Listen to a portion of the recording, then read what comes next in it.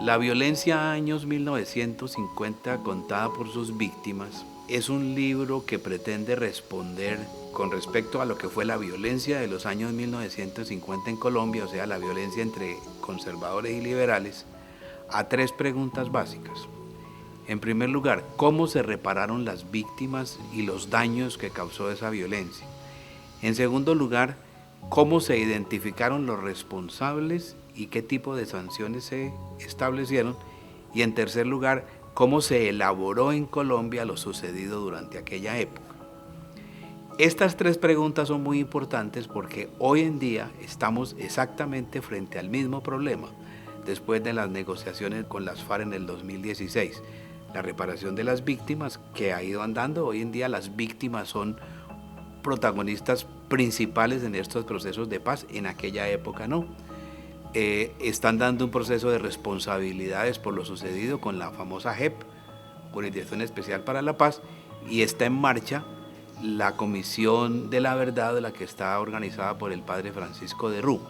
O sea que esos tres problemas están en el tapete en la actualidad. Entonces lo interesante es ver cómo esos mismos tres problemas en el año 1958, cuando se creó el Frente Nacional, fueron procesados, pues vividos en la sociedad colombiana. En ese tiempo se creó una cosa que se llamó la Comisión Investigadora de las Causas de la Violencia, dirigida por Otto Morales Benítez, un político liberal muy famoso, y por el padre Germán Guzmán Campos. Esa comisión recorrió 5 departamentos entre junio y finales del año 1958 y en esos departamentos recogió informes que la gente les iba presentando. Por ejemplo, pasan por Natagaima, Tolima. Entonces Natagaima dicen, nosotros los habitantes de Natagaima les informamos que aquí vivíamos en paz hasta que llegó la policía, etcétera, etcétera. Entonces son informes muy valiosos porque son la versión directa de las víctimas. Una antología de esos informes está recogida en el libro.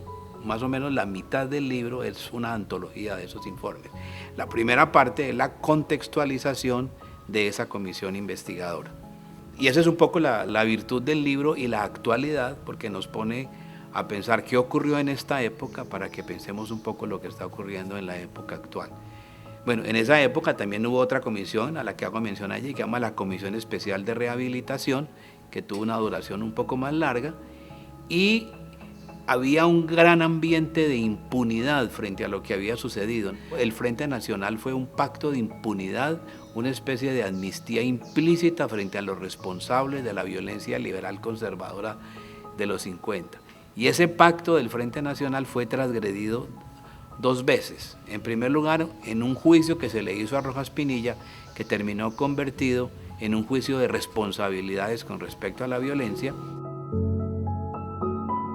La segunda transgresión del pacto de impunidad del Frente Nacional fue la publicación del libro La violencia en Colombia por parte de la recién fundada Facultad de Sociología de la Universidad Nacional y recogió los archivos que había construido la comisión investigadora del año 1958.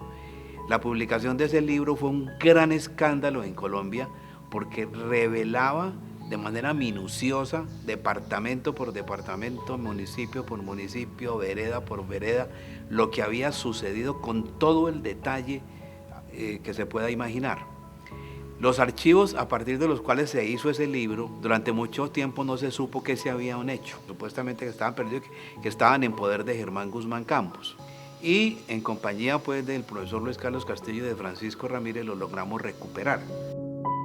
El balance que se puede hacer con respecto a la violencia de los años 1950 con respecto a esos tres problemas es que la reparación de las víctimas fue muy precaria, la asignación de las responsabilidades se hizo a contracorriente de la tendencia política dominante del Frente Nacional e igualmente los años 1950 quedaron en la vida nacional como una especie de hueco negro que todo se lo traga, de lo que nadie quiere saber porque es algo muy difícil de incluir dentro de la secuencia histórica nacional.